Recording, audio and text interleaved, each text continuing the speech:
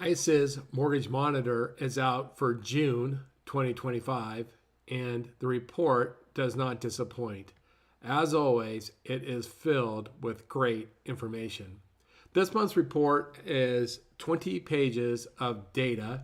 It can be divided into three real sections: mortgage rates, demand, and performances, housing supply and prices, and then home equity. And of course, the home equity I find to be the most interesting. But let's look at the data really quickly. And before we do that, I'll just show you quickly the report. And just so you know, I will put a link to where you can access this report below. But I really think it's important if you're in real estate or mortgage. This is one of those important reports. And as I go through the data, you'll see why. It'll just keep you really well informed. So regarding mortgage rates and demands, I'll just pick a handful of the data points that I appreciated. As we know, 30-year fixed rate mortgages reached almost 7% at the end of May, at 6.95% on average.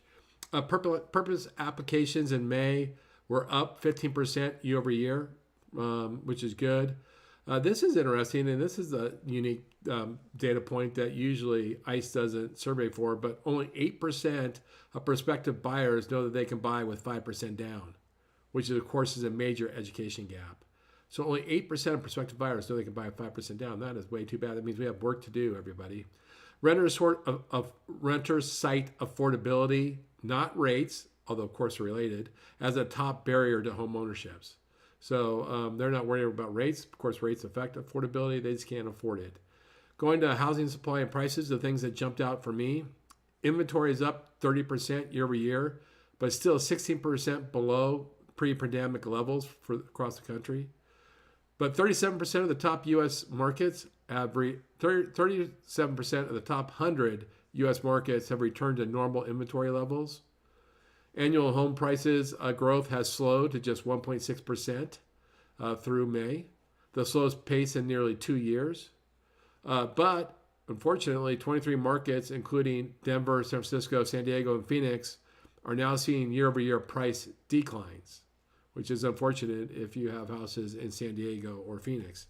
But the thing I always like their monthly spotlight. They pick a different topic every month to spotlight. They're picking home equity this month. They did one on home equity about 5 months ago.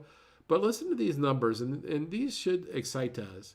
So total home equity reached $17.6 trillion, which is up 4% year over year. Of that $17.6 trillion, $11.5 trillion of it is considered tappable equity. And tappable equity is what's the amount of cash out you could take up to 80% loan to value and qualify for. And using that benchmark for tappable equity, 48 million mortgage holders have tappable equity in their homes. Nearly 50 million homeowners could do a cash out, debt consolidation, taking money out for life events, investments, all those things that people have come their way. It's amazing. 50 million homeowners could do that. The average homeowner has about $212,000 in tappable equity. So it's a considerable amount. It's not just take money to pay the groceries. You can really do a significant amount with the equity in your home when appropriate and useful. Recently, second lien HELOC rates have dropped. They dropped pretty significantly. They're down 2.5%, and they're generally under 7.5% on HELOC rates.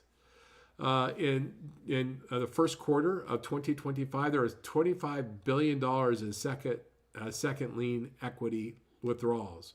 So $25 billion, and that's the highest level since 2008. So people took more equity out of their home in the first quarter than they've had any Q1 since before the great financial crisis. Really unbelievable. But the fact here, the numbers of all the things I mentioned, the things that stand out to me is that only 8% of prospective home buyers know they only have to put 5% down. That's an opportunity for us, right? The next thing that really jumped out to me is that 48 million homeowners have significant tappable equity of over $212,000. We can definitely do a lot of good for those people. So my encouragement, check out this report. I'll put a link to it below. I did do, as always, I did a LinkedIn post on this. So check out my LinkedIn post. I post stuff all day long, stuff like this. If you like data, if you like information, if you like being really well versed, in mortgage and real estate, check out my social media. With that, I really appreciate you giving me some of your time. I hope you're having a great day. I look forward to talking to you again soon. Thank you.